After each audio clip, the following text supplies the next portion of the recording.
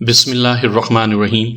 سامعین کرام، آپ سن رہے ہیں عمران سیریز کے سلسلے کا ایک اردو ناول سلور ایجنٹ، جس کے مصنف ہیں ارشاد الاثر جعفری، اور یہ اس سلسلے کی قسط نمبر 17 ہے۔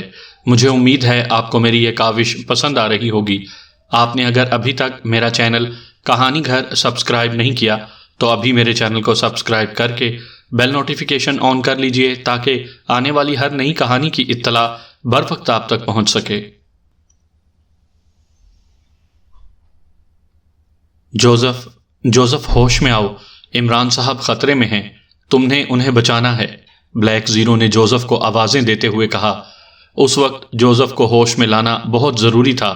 اس کی حالت سے لگ رہا تھا کہ اسے سانپ نے ڈس لیا ہے، اور سانپ کے ڈسنے کا تریاق وہی بتا سکتا تھا، اور جوزف کے لاشعور کو جگانے کے لیے بلیک زیرو کو صرف یہی بات سوجی کہ وہ جوزف کو عمران کا حوالہ دے۔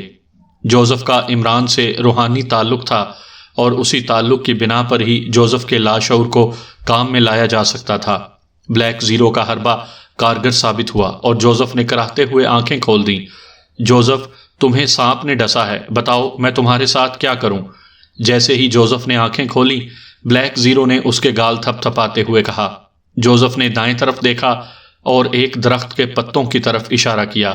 بلیک زیرو بجلی کی سی تیزی سے اٹھا اور اس نے اس درخت کے پتے توڑے، اور 3-4 سیکنڈ بعد ہی وہ واپس جوزف تک پہنچ گیا۔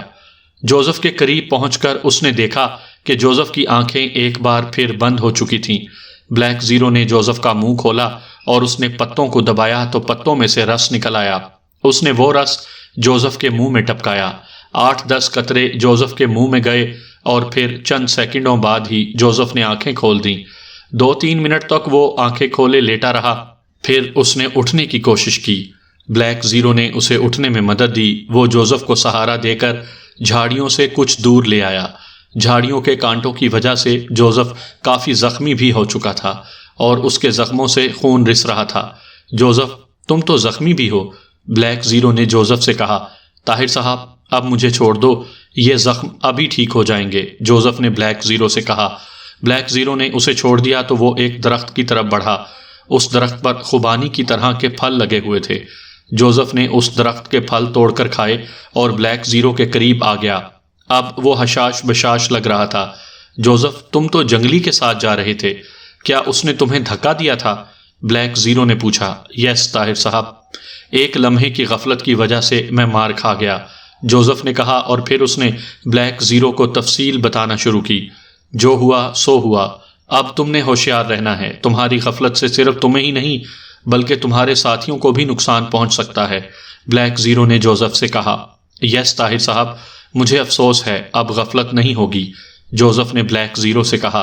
اوکے، اب تم اپنے ساتھیوں کے پاس پہنچو اور اس جگہ سے جلد از جلد دور ہو جاؤ، کیونکہ اب بڑی تعداد میں جنگلی تم پر حملہ کریں گے، بلیک زیرو نے جوزف سے کہا۔ میں سمجھتا ہوں طاہر صاحب، میں اپنے ساتھیوں کو کسی محفوظ جگہ پر چھوڑ کر بالو قبیلے پہنچوں گا اور شکالی کو عبرتناک سزا دوں گا، جوزف نے کہا۔ ٹھیک ہے، واپس چلو، بلیک زیرو نے جوزف سے کہا، اور وہ واپس چلے گئے۔ طاہر صاحب، تم بھی تو جنگل میں سفر کر رہے ہو، کیا تمہیں جنگل سے خطرہ نہیں؟ جوزف نے کہا۔ مجھے بھی خطرہ ہے، لیکن میں اکیلا ہوں اور بہت زیادہ محتاط رہتا ہوں۔ میں عموماً درختوں پر رہتا ہوں، اور میرے پاس ایسی دوربین ہے جس سے میں جنگل میں دور دور تک دیکھ لیتا ہوں۔ اپنے ارد گرد کا اچھی طرح جائزہ لینے کے بعد میں آگے بڑھتا ہوں، اور تم لوگ کہاں ہوتے ہو یہ میٹر مجھے بتاتا ہے۔ بس تم ان باتوں کو رہنے دو اور اتنا سمجھ لو کہ میں 95% محفوظ ہو کر سفر کر رہا ہوں۔ نہ صرف خود اس قدر محفوظ ہوں بلکہ تم پر نظر بھی رکھے ہوئے ہوں، بلیک زیرو نے جوزف سے کہا تو جوزف نے اسبات میں سر ہلا دیا۔ طاہر صاحب، تمہارے جسم سے خوشبو بھی نہیں آ رہی، کیا تم نے کنالی کا رس لگایا ہوا ہے؟ جوزف نے کہا۔ ہاں، کنالی بوٹی کے بارے میں نے عمران صاحب کے ہاتھ کی لکھی ہوئی ایک کتاب میں پڑھا تھا، بلیک زیرو نے جوزف سے کہا۔ میں نے دارالحکومت کے جنگلات میں کنالی دیکھی تھی، اور پھر میں نے ہی باس سے اس کا ذکر کیا تھا، لیکن یہاں آنے سے پہلے مجھے اس کا خیال نہیں آیا، جوزف نے بلیک زیرو سے کہا۔ مجھے اس کا خیال تھا، اس لیے روشی کے بیگ میں کنالی موجود ہے اور میں نے اسے ہدایت کی تھی کہ جب وحشی قبائل کے قریب پہنچیں تو اس وقت اس کا استعمال کریں، کیونکہ کنالی محدود تعداد میں دستیاب ہو سکی تھی۔ بلیک زیرو نے جوزف سے کہا۔ پھر ٹھیک ہے طاہر صاحب، جوزف نے اثبات میں سر ہلاتے ہوئے کہا۔ اب قدم تیز اٹھاؤ، کہیں ایسا نہ ہو کہ تم سے پہلے جنگلی تمہارے ساتھیوں تک پہنچ جائیں۔ بلیک زیرو نے جوزف سے کہا تو جوزف تیز تیز چلنے لگا۔ اب ہم ساتھیوں کے خیمے کے قریب آ گئے ہیں، اس لیے میں مڑ رہا ہوں، لیکن تم نے پریشان نہیں ہونا کیونکہ میں تمہارے قریب ہی ہوں، بلیک زیرو نے جوزف سے کہا۔ اس کے بعد بلیک زیرو ایک طرف مڑ گیا جبکہ جوزف بدستور آگے بڑھتا رہا۔ بلیک زیرو چند قدم چلنے کے بعد رک گیا۔ اس نے ایک موٹے اور گھنے درخت کا جائزہ لیا اور پھر اس درخت پر چڑھ گیا۔ درخت پر چڑھنے کے بعد اس نے مشین پسٹل جیب میں رکھا اور چشمہ بھی آنکھوں سے اتار کر جیب میں رکھ لیا۔ البتہ اس نے کان سے ایئر فون نہ اتارا، اسے معلوم تھا کہ اس کے ساتھی ابھی خیمے اکھاڑیں گے اور آگے سفر کریں گے۔ ان کے ساتھ ساتھ بلیک زیرو بھی آگے بڑھنا چاہتا تھا۔ بلیک زیرو کو درخت کی ٹہنی پر بیٹھے ہوئے 5 منٹ گزرے تھے کہ اسے جوزف کی باتوں کی آوازیں سنائی دینے لگیں۔ وہ اپنے ساتھیوں کے پاس پہنچ چکا تھا۔ بلیک زیرو ایئر فون پر ان کی باتیں سننے لگا۔ اس کی ہدایت کے مطابق جوزف نے فوراً روانگی اختیار کی تھی۔ جب وہ تقریباً 10 منٹ سفر کر چکے تو بلیک زیرو درخت سے نیچے اترا اور وہ بھی آگے بڑھنے لگا۔ اس نے آنکھوں پر چشمہ بھی لگا لیا تھا اور جوزف کی سمت بتانے والا میٹر بھی اس کے ہاتھ میں تھا۔ اب وہ تقریباً 1 گھنٹے تک پیدل چلتے رہے اور بلیک زیرو بھی ان کے پیچھے پیچھے چلتا رہا۔ 1 گھنٹے بعد وہ رک گئے۔ صبح ہونے میں ابھی 4 گھنٹے باقی تھے اور جوزف نے فیصلہ کیا تھا کہ 3-3.5 گھنٹے آرام کر لیا جائے۔ جوزف نے یہ اچھا فیصلہ کیا تھا۔ بلیک زیرو نے بھی ایک درخت منتخب کیا اور وہ اس درخت پر چڑھ گیا۔ اس نے ایک بار پھر چشمہ اتار کر جیب میں رکھ لیا اور پھر وہ ایک موٹی شاخ پر لیٹ گیا۔ وہ سبھی انسان تھے، اس لیے ان سب کے لیے نیند ضروری تھی۔ صبح بلیک زیرو کی آنکھ کھلی تو اسے ایئر فون پر اپنے ساتھیوں کی آوازیں سنائی دیں۔ وہ سب جاگ چکے تھے اور ناشتہ کر رہے تھے۔ بلیک زیرو کے پاس مخصوص کیلوریز کے کیپسول بھی تھے جو اس کی خوراک کی ضرورت کو پورا کر دیتے تھے، لیکن اس کے باوجود بلیک زیرو زیادہ تر جنگلی پھل کھا کر گزارا کرتا تھا۔ اس کے علاوہ وہ چھوٹے جنگلی جانوروں اور پرندوں کا بھی شکار کر لیا کرتا تھا اور انہیں آگ پر بھون کر کھا جایا کرتا تھا۔ اکیلا ہونے کے باوجود اسے کوئی دقت محسوس نہیں ہو رہی تھی۔ ایئر فون کے ذریعے ہی اسے معلوم ہوا کہ اس کے ساتھی ناشتے کے بعد چل پڑے ہیں، تو وہ بھی چلنے لگا۔ اب چونکہ دن نکل آیا تھا اس لیے اسے چشمہ لگانے کی ضرورت نہیں تھی۔ چلتے ہوئے اسے 10-12 منٹ ہی ہوئے تھے کہ اچانک ایک درخت پر سے اس پر جال آ گرا۔ اس نے جال سے بچنے کے لیے ہاتھ پاؤں مارے لیکن وہ جال میں الجھ کر رہ گیا۔ پھر جس درخت پر سے جال آ گرا تھا اسی درخت پر سے 3 جنگلی بھی نیچے کودے۔ کودنے کے بعد انہوں نے جال کو کھینچا تو بلیک زیرو جال میں بری طرح پھنس گیا۔ تینوں جنگلیوں میں سے ایک نے جال سمیت بلیک زیرو کو اٹھا کر پیٹھ پر لادا اور پھر وہ ایک طرف بڑھنے لگے۔ انکل، آپ تو کہہ رہے تھے کہ جنگلی آپ کا احترام کریں گے، لیکن مجھے تو یہ جنگلی بے دید لگ رہے ہیں، کیپٹن حمید نے مسکراتے ہوئے طارق صاحب سے کہا۔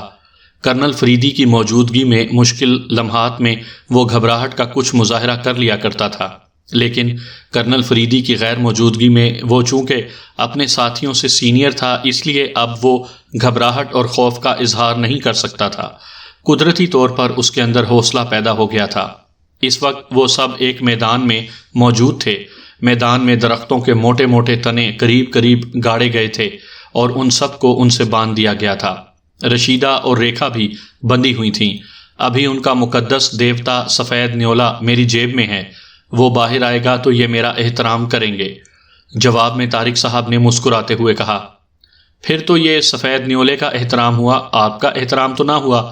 ریکھا نے بھی مسکراتے ہوئے کہا، یہ جنگلی بڑے ہی بدذوق ہیں، انسانوں کے بجائے نیولوں کا احترام کرتے ہیں۔ رشیدہ نے کہا، انکل، اگر انہوں نے سفید نیولوں کا احترام نہ کیا تو پھر یہ ہمارے چپلی کباب اور سیخ کباب بنا کر کھائیں گے۔ حریش نے بھی مسکراتے ہوئے طارق صاحب سے کہا، سالو، ہم مصیبت میں پھنسے ہیں اور تم ہنس مس رہے ہو، کیا یہ خوشی منانے کا وقت ہے؟ قاسم نے منہ بناتے ہوئے کہا، میں نے جنگلیوں کے سردار کی باتیں سنی ہیں، اس لیے خوش ہو رہا ہوں۔ کیپٹن حمید نے قاسم سے کہا۔ ابے سالے کپتان وپتان، تم نے کیا باتیں سن لی ہیں؟ قاسم نے کہا۔ سردار کہہ رہا تھا کہ موٹے آدمی کا گوشت پورے قبیلے کو 1 ہفتے کے لیے کافی رہے گا، لہٰذا پہلے موٹے آدمی کو قربان کیا جائے گا اور 1 ہفتے بعد دیگر آدمیوں کو۔ ہماری باری 1 ہفتے بعد آنی ہے، اس لیے ہم خوش ہو رہے ہیں۔ کیپٹن حمید نے قاسم سے کہا۔ اللہ معافی، تمہاری زبان بھی کالی مالی ہے سالے کپتان۔ قاسم نے کیپٹن حمید سے کہا۔ انکل، جنگلیوں کے بارے میں تو سنا ہے کہ یہ گوری عورتوں کو ذبح نہیں کرتے، بلکہ جنگلیوں کا سردار ان سے شادی کر لیتا ہے، لیکن یہاں تو لگتا ہے کہ یہ رشیدہ اور ریکھا کو بھی ہمارے ساتھ ہی قربان کرنے کا ارادہ رکھتے ہیں۔ جگدیش نے طارق صاحب سے کہا۔ ابھی یہ جنگلی میدان میں نہیں آئے، میری ان سے بات چیت نہیں ہوئی، اس لیے ابھی ان کے ارادوں کے بارے میں مجھے کچھ معلوم نہیں۔ طارق صاحب نے جگدیش سے کہا۔ جنگلی سردار سے شادی کرنے سے بہتر ہے کہ یہ ہمیں ذبح کر کے ہمارے سیخ کباب ہی بنا لیں، رشیدہ نے منہ بناتے ہوئے کہا۔ انور نے اس کی بات کا جواب دینے کے لیے منہ کھولا، لیکن اسی وقت ڈھول بجنے کی آواز سنائی دی۔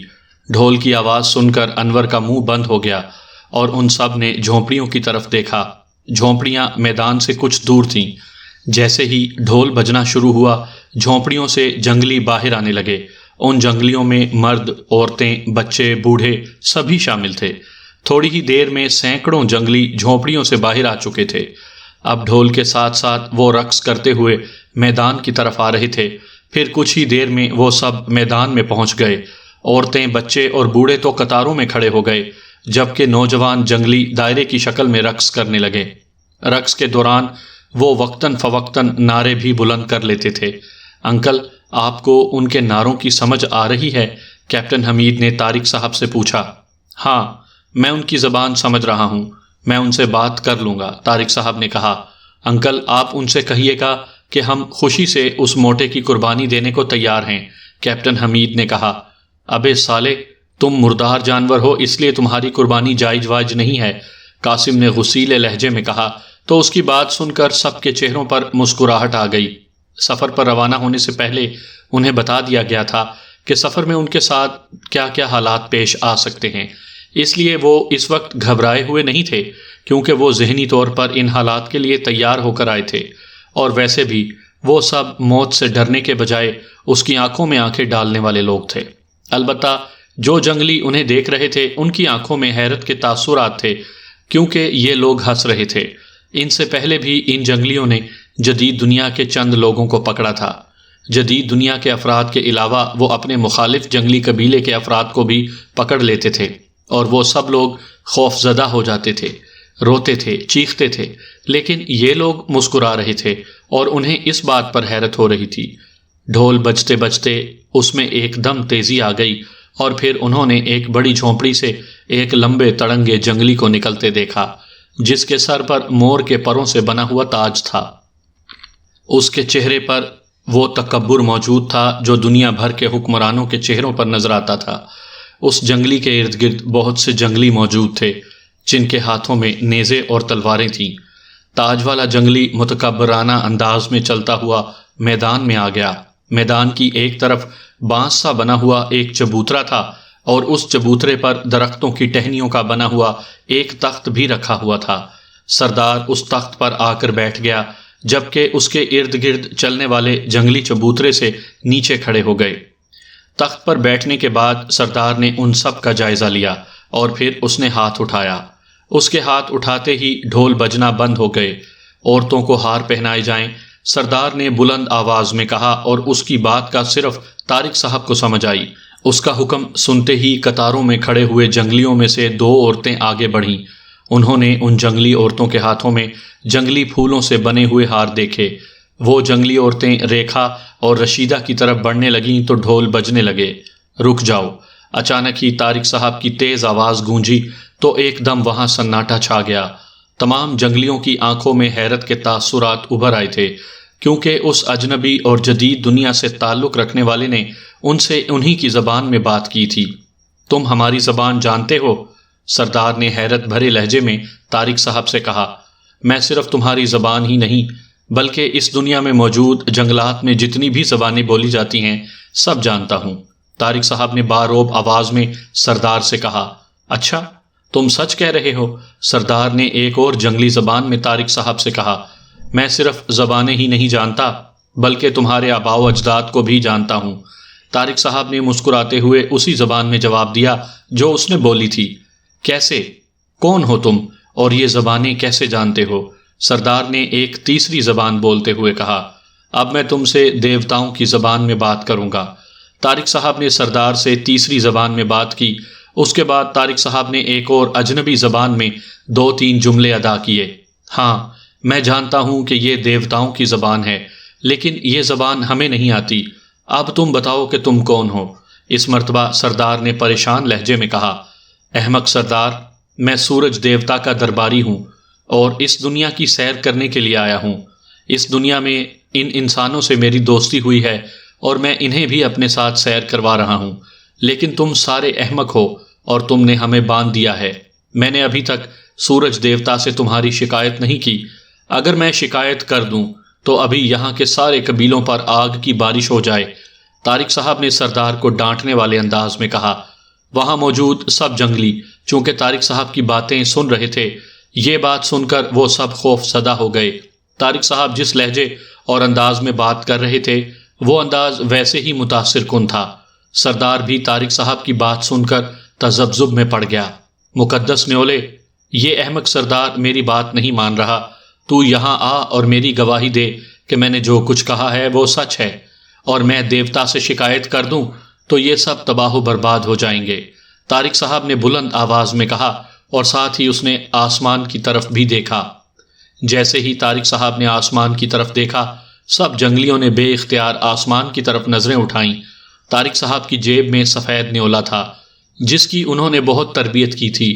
وہ طارق صاحب کی زبان سمجھتا تھا، ان کی بات بھی سمجھتا تھا، اس لیے طارق صاحب کی بات سن کر وہ ان کی جیب سے باہر نکلا اور ان کے کندھوں پر آ بیٹھا۔ آسمان پر دیکھنے کے بعد جب ان جنگلیوں کی نظریں دوبارہ طارق صاحب پر پڑیں تو ان کے منہ سے چیخیں نکل گئیں۔ ان کا مقدس نیولا طارق صاحب کے کندھے پر تھا اور اپنی زبان میں شور مچا رہا تھا۔ دیوتا زندہ باد، دیوتا کا درباری زندہ باد۔ یکدم ہی جنگلیوں نے نعرے لگانے شروع کر دیے۔ مقدس نیولے کی گواہی ان کے لیے بڑی بات تھی۔ سردار بھی فوراً ہی تخت سے اٹھا اور موتبانہ انداز میں چلتا ہوا طارق صاحب کے قریب آ گیا۔ قریب آ کر اس نے طارق صاحب کے سامنے سر جھکا دیا۔ میرے سامنے سر نہ جھکاؤ بلکہ اس کے سامنے جھکاؤ جو سب کا مالک ہے، سورج کا بھی مالک اور خالق ہے۔ طارق صاحب نے سردار سے کہا تو وہ حیران نظر آنے لگا۔ یہ بات اس کی سمجھ میں آنے والی نہیں تھی اور نہ ہی اس وقت طارق صاحب اسے سمجھا سکتے تھے، لہٰذا اس موضوع پر وہ اس سے مزید بات نہیں کر سکتے تھے۔ اب ہمیں کھولو گے نہیں، ایسے ہی کھڑے رہو گے؟ طارق صاحب نے اسے ڈانٹتے ہوئے کہا۔ دیوتا کے درباری اور معزز مہمانوں کو فوراً کھول دیا جائے، سردار نے اپنے محافظوں کو حکم دیتے ہوئے کہا۔ اس کے مسلح محافظ تیزی سے ان کی طرف بڑھے اور پھر چند ہی لمحوں بعد وہ سب سردار کے ساتھ تخت پر بیٹھے ہوئے تھے۔ سردار نے ان کے لیے جنگلی پھل اور پھلوں کا رس منگوا لیا۔ وہ سب پھل کھا رہے تھے۔ پھل بہت ہی لذیذ تھے۔ انکل، آپ سردار سے لاشا قبیلے اور لاکاشی کے بارے میں تو پوچھیں، کیپٹن حمید نے طارق صاحب سے کہا۔ مقدس درباری، تمہارا یہ دوست کیا کہہ رہا ہے؟ سردار نے طارق صاحب سے پوچھا۔ یہاں ایک قبیلہ ہے جس کا نام لاشا ہے، اس قبیلے میں ایک جنگلی لاکاشی ہے، ہم اس سے ملنا چاہتے ہیں اور میرا دوست مجھے یاد دہانی کروا رہا ہے، طارق صاحب نے سردار سے کہا۔ لاشا قبیلہ یہاں سے قریب ہی ہے اور اس کا سردار میرا دوست ہے اور ہم میں جنگی اتحاد بھی ہے۔ میں لاکاشی کو یہیں بلوا لیتا ہوں، سردار نے طارق صاحب سے کہا۔ ٹھیک ہے، تم اسے یہاں بلوا لو، وہاں جانے کے بجائے ہم اسے یہیں مل لیتے ہیں، طارق صاحب نے کہا۔ برارو، سردار نے بلند آواز میں کہا تو ایک جنگلی ان کے قریب آ گیا۔ حکم سردار، برارو نے سر جھکائے ہوئے اور مودبانہ لہجے میں سردار سے کہا۔ تم فوراً لاشا قبیلے میں جاؤ اور سردار سے کہو کہ میں نے فوراً لاکاشی کو بلایا ہے، اسے اپنے ساتھ لے آؤ، سردار نے تحکمانہ لہجے میں برارو سے کہا۔ جو حکم سردار۔ دیوتا زندہ باد، مقدس درباری زندہ باد، مقدس نیولا زندہ باد، سردار زندہ باد، برارو نے نعرے بلند کرتے ہوئے کہا، اور پھر وہ مڑا اور تیز تیز قدموں سے چلتا ہوا درختوں کی اوٹ میں جا کر غائب ہو گیا۔ کیپٹن حمید وغیرہ جنگلی پھل کھاتے رہے، جبکہ طارق صاحب سردار سے باتیں کرتے رہے۔ تقریباً 1 گھنٹے بعد برارو واپس آیا تو اس کے ساتھ ایک اور جنگلی بھی تھا۔ اس نے سردار کے قریب پہنچ کر اپنا سر مؤدبانہ انداز میں جھکایا۔ سردار، ہم نے اس سے ایسی باتیں کرنی ہیں جسے تم سن سکتے ہو، لیکن قبیلے کے اور افراد نہیں۔ طارق صاحب نے کہا، ٹھیک ہے دیوتا کے مقدس درباری، میں اپنے قبیلے والوں کو واپس بھیج دیتا ہوں۔ سردار نے کہا، سنو قبیلے والو، اب تم اپنی اپنی جھونپڑیوں میں واپس چلے جاؤ۔ سردار نے بلند آواز میں کہا۔ اس کا حکم سنتے ہی سب جنگلی وہاں سے چلے گئے اور میدان خالی ہو گیا۔ تم بھی اتنی دور چلے جاؤ کہ ہماری باتوں کی آوازیں تم تک نہ پہنچ سکیں۔ اگر تم نے ہماری باتیں سن لیں تو تم بہرے ہو جاؤ گے۔ طارق صاحب نے سردار کے محافظوں سے کہا تو وہ بھی وہاں سے چلے گئے۔ لاکاشی، یہ دیوتا کا مقدس درباری ہے، برارو نے اس کے بارے میں تمہیں بتایا ہوگا۔ جنگلی سردار نے لاکاشی سے کہا، ہاں مقدس سردار، برارو نے مجھے دیوتا کے مقدس درباری کے بارے میں بتا دیا۔ لاکاشی نے کہا، مقدس درباری، اب تم لاکاشی سے باتیں کر سکتے ہو۔ جنگلی سردار نے طارق صاحب سے کہا، لاکاشی، بہت دن پہلے دیوتا کا بیٹا دیوتا سے ناراض ہو کر ان جنگلوں میں آ گیا تھا۔ دیوتا کا خیال تھا کہ وہ ناراض ہو کر گیا ہے تو جب اس کی ناراضگی دور ہوگی تو وہ واپس آ جائے گا، لیکن اب اسے بہت عرصہ ہو گیا، وہ واپس نہیں آیا اور ہم اسے ڈھونڈنے اور منانے یہاں آئے ہیں۔ طارق صاحب نے لاکاشی سے کہا، ٹھیک ہے مقدس درباری۔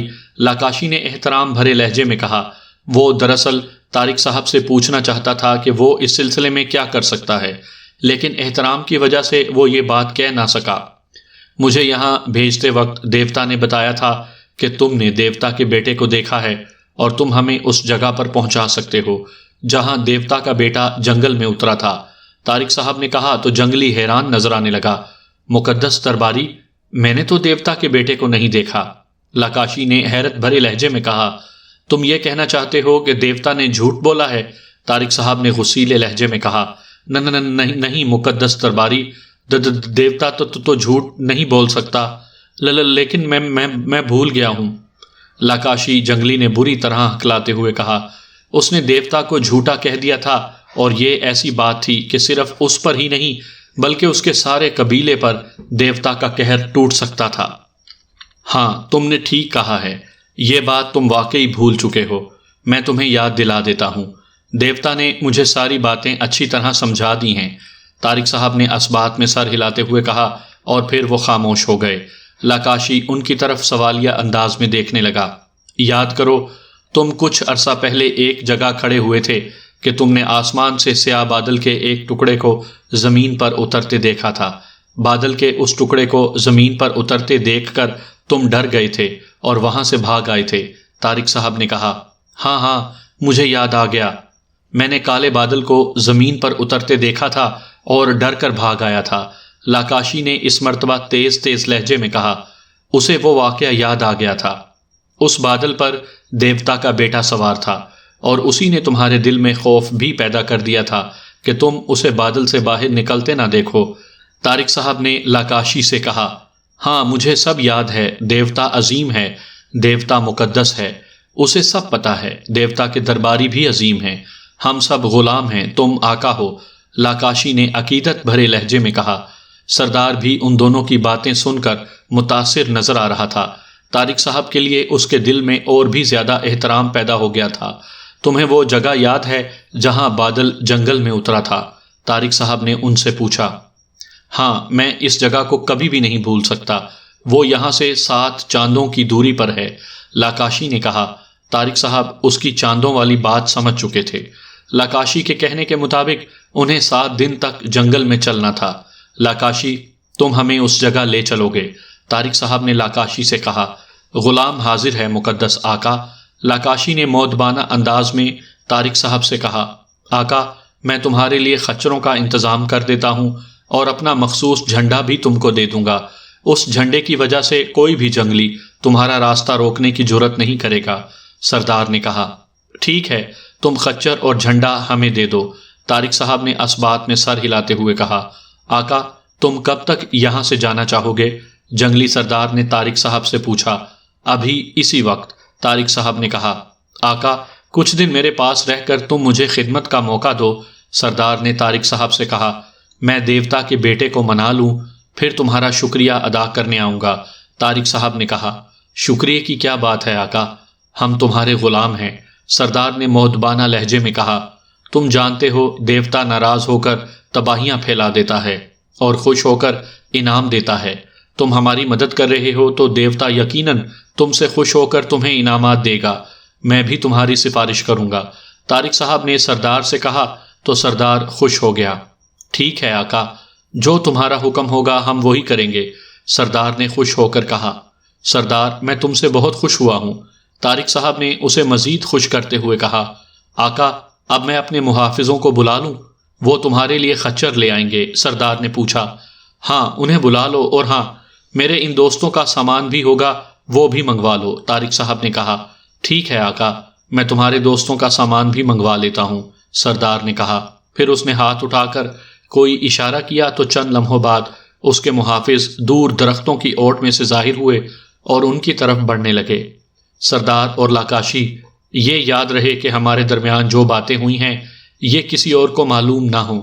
اگر تم نے یہ باتیں اور کسی کو بتائیں تو دیوتا ناراض ہو جائے گا اور پھر تم پر دیوتا کا عذاب نازل ہوگا، طارق صاحب نے انہیں ڈراتے ہوئے کہا، اور وہ دونوں طارق صاحب کی بات سن کر خوفزدہ ہو گئے۔ نہیں نہیں آقا، یہ باتیں کسی کو معلوم نہیں ہوں گی، دونوں نے باری باری طارق صاحب سے کہا۔ پھر تقریباً آدھے گھنٹے بعد وہ روانہ ہو رہے تھے۔ سردار نے انہیں 8 خچر مہیا کر دیے تھے، ان کا سامان بھی ان خچروں پر لاد دیا گیا تھا۔ لاکاشی کے علاوہ 2 جنگلی اور بھی ان کے ساتھ ساتھ تھے۔ ایک جنگلی نے ایک جھنڈا اٹھایا ہوا تھا جس پر ایک خاص قسم کی تصویر بنی ہوئی تھی۔ جنگلی خچروں سے آگے آگے چل رہے تھے اور ان کی رفتار تیز تھی۔ انکل، میرا تو خیال تھا کہ خوب ہنگامے ہوں گے، گولیاں چلیں گی، نت نیا مسئلہ سامنے آئے گا، لیکن یہاں تو کچھ بھی نہیں ہوا۔ آپ نے تو بڑی آسانی سے جنگلی سردار کو رام کر لیا، ریکھا نے طارق صاحب سے کہا۔ جنگلی قبیلے سے روانگی کے بعد طارق صاحب نے انہیں مختصر طور پر اپنے اور سردار کے درمیان ہونے والی باتیں بتا دی تھیں۔ کہتے ہیں کہ جب گھی سیدھی انگلی سے نکل رہا ہو تو پھر انگلی ٹیڑھی نہیں کرنی چاہیے، طارق صاحب نے مسکراتے ہوئے کہا۔ ہم یوں بھی کہہ سکتے ہیں کہ جب دشمن گڑ سے مر رہا ہو تو اسے زہر دینے کی کیا ضرورت، کیپٹن حمید نے کہا۔ سالے کپتان، اب تم بہت سوخ موخ ہو رہے ہو، طارق انکل 60 ماٹھ نہ ہوتے تو پھر میں دیکھتا کہ تم اتنے بہادر کیسے بنتے ہو، قاسم نے کیپٹن حمید کو گھورتے ہوئے کہا۔ شکر کرو قاسم کہ تم بچ گئے، سب سے پہلے تو وہ تمہیں ہی ذبح کر رہے تھے، تمہیں ذبح کر کے انہیں 4-5 ہاتھیوں کے برابر گوشت مل سکتا تھا، کیپٹن حمید نے مسکراتے ہوئے کہا۔ سالے، تم میری صحت وحت پر جلتے مرتے ہو، جل ککڑ، قاسم نے منہ بناتے ہوئے کہا۔ اسی طرح باتیں کرتے کرتے وہ سارا دن سفر کرتے رہے، رات کو بھی دیر تک انہوں نے سفر جاری رکھا۔ وحشی بھی جنگل سے واقف تھے اور خچر بھی جنگلی تھے، اس لیے وہ نہایت اطمینان سے رات کو بھی سفر کرتے رہے۔ جب نصف رات گزری تو انہوں نے خچر روک لیے اور خیمے لگانے لگے۔ انکل، ہم جنگل میں سفر کر رہے ہیں لیکن ہمیں جنگلی درندے نظر نہیں آ رہے، رشیدہ نے کہا۔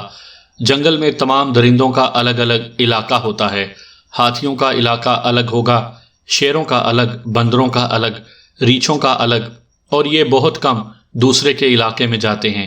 یہ جنگلی بھی ان علاقوں سے واقف ہوتے ہیں، اس لیے یہ ایسے راستوں پر چل رہے ہیں جہاں ان درندوں سے سامنا ہونے کے امکانات کم ہیں، طارق صاحب نے کہا تو رشیدہ نے اسبات میں سر ہلا دیا۔ خیمے لگ گئے تو طارق صاحب نے ایک ایک جنگلی اور 2 اپنے ساتھیوں کی ڈیوٹی پہرے پر لگائی۔ انہوں نے 3 گھنٹے ڈیوٹی دینی تھی۔ اگلی صبح ان کا سفر پھر شروع ہو گیا۔ انہیں جنگل کے کئی چھوٹے چھوٹے جانور اور سانپ نظر آتے تھے۔ لاکاشی نے ان کے لیے ایک ہرن کا شکار بھی کیا۔ اس دن انہیں دور شیر کی گرج بھی سنائی دی تھی۔ شیر کی آواز سن کر وہ ہوشیار ہو گئے تھے، لیکن شیر ان کے سامنے نہیں آیا تھا۔ لاکاشی، آج دوسرا چاند گزر رہا ہے، اس کا مطلب ہے کہ ہم نے ابھی مزید 5 چاندوں کا سفر کرنا ہے۔ رات کو جب وہ سونے کے لیے لیٹے تو طارق صاحب نے لاکاشی سے کہا، آقا، اب تو ہمارے پاس خچر ہیں، ہم تیزی سے سفر کر رہے ہیں، اور پھر میں راستے بھی ایسے اختیار کر رہا ہوں جس کی وجہ سے ہم جلدی اپنی منزل پر پہنچ جائیں گے۔ لاکاشی نے کہا۔ اچھا، پھر ہم کب تک اس جگہ پر پہنچیں گے؟ طارق صاحب نے لاکاشی سے پوچھا۔ آقا، اب ہم 2 چاندوں کے بعد وہاں تک پہنچ جائیں گے، لاکاشی نے کہا۔ اور پھر واقعی تیسرے دن لاکاشی ایک جگہ رک گیا اور غور سے ادھر ادھر دیکھنے لگا۔ آقا، یہ درختوں کے درمیان جو خالی جگہ دکھائی دے رہی ہے، کالا بادل یہیں اترا تھا، لاکاشی نے ایک طرف اشارہ کرتے ہوئے کہا۔ ان سب نے اس طرف دیکھا اور وہاں سے چند میٹر دور ایک چھوٹا سا میدان دکھائی دے رہا تھا۔ ایسے لگتا تھا جیسے درختوں کو کاٹ کر یہ میدان بنایا گیا ہو۔ اس میدان کے ارد گرد درخت ویسے ہی تھے، یعنی جنگل کسی طرف سے ختم ہوتا ہوا دکھائی نہیں دے رہا تھا۔ انکل، یہ میدان تو واقعی درخت کاٹ کر بنایا گیا ہے۔ وہ اس چھوٹے میدان کے قریب پہنچے تو کیپٹن حمید نے میدان کا جائزہ لیتے ہوئے کہا۔ باقی ساتھی بھی اس جگہ کو غور سے دیکھ رہے تھے۔ ہاں، مجھے یقین ہو رہا ہے کہ ہم صحیح جگہ پہنچ چکے ہیں۔